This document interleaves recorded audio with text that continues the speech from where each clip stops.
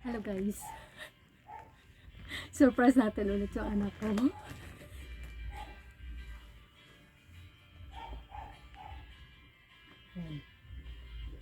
Surprise natin siya ulit.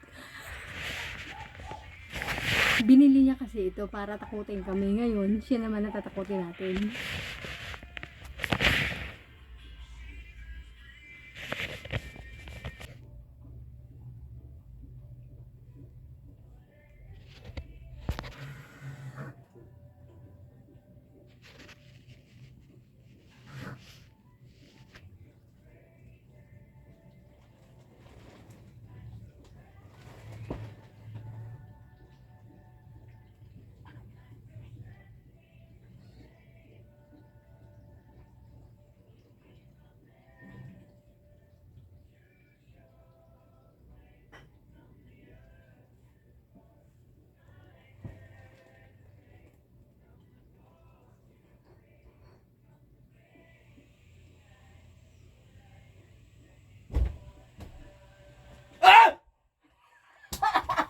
Lama!